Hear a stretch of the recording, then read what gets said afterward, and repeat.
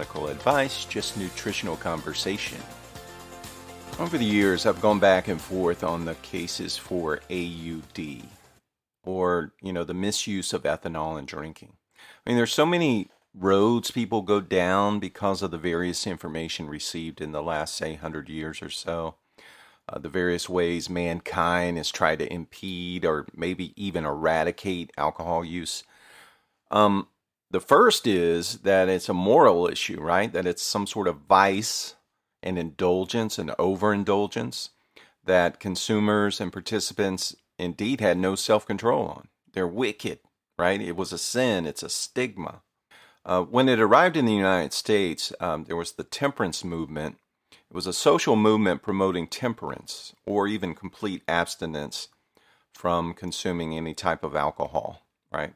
It hinged on the idea of discipline or self-restraint, that you could somehow discipline yourself through temperance not to have alcohol.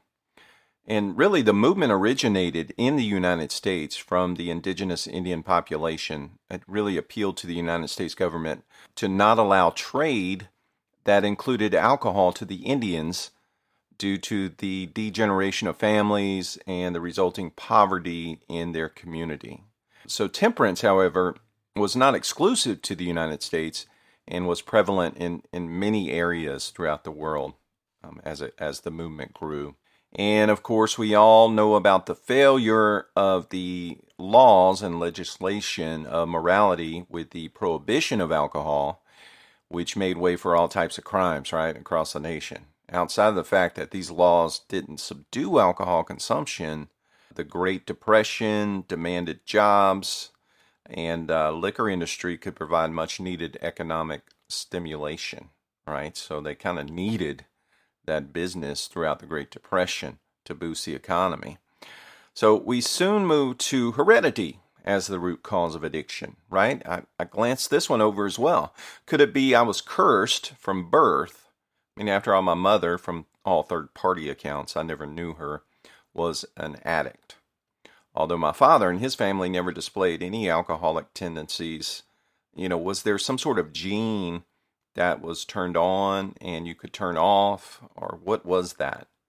And today, now it's sort of morphed.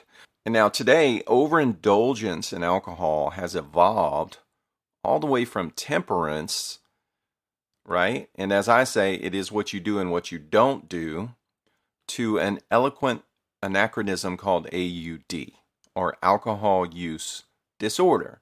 So from self-restraint all the way to now it's a disorder. So to sum it up, from an individual choice to a disease, whereby the individual is simply a victim of AUD. Now, I'm not trying to be argumentative, because I have found grains of legitimacy in all schools of thought that I've mentioned. On any given day, you can find experts in the field, right? Preachers, teachers, professors, doctors who can intelligently argue each case. But for this podcast, I'd like to zero in on the disease philosophy and draw comparisons from a nutritional recovery aspect. I want to preface by saying approaches to alcohol recovery are much like approaches to nutrition, right? What works for me may not work for someone else. What is a godsend for someone else may not work so well for me or you or some other guy, right? Like my approach on nutritional recovery, we need to get to know about the individual, their specific needs, and really their circumstances.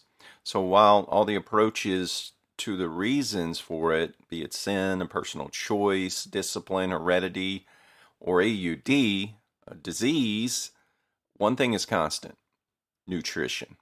Nutrition, proper nutrition, can only be discovered on an individual basis, right? There are some common denominators for all of us, but it's a key factor in any recovery belief or path to recovery. That's nutrition. Now, I think comparing ethanol use to a disease, I think that's fair, because the majority of our recovery community follows the guidance that alcoholism is forever, right? It's a forever condition that you may not survive. You'll maybe succumb to all of the destruction it inevitably brings, right? It eventually causes. These are, as AA deems them, right, the unfortunates. right? You're an unfortunate soul because you're not going to recover. You're always going to drink. Now, there's no argument about the destruction. I mean, I've had that in my own life, but is it forever? I've expressed my concern about calling myself an alcoholic because I know we are what we think about all day, and we become what we say we are. I truly believe that. Now, this does not negate the need for community and engagement with other folks who can get it, who can get me where I've been, what I've traveled. However, that is, only because isolation is really the catalyst to a sort of relapse or getting back into old habits, right? A quick note on my belief, relapsing is not proof you are a forever alcoholic and hopeless. It means you made a conscious decision to be stupid again. Okay, that's what it is. Let's call it what it is. You just decided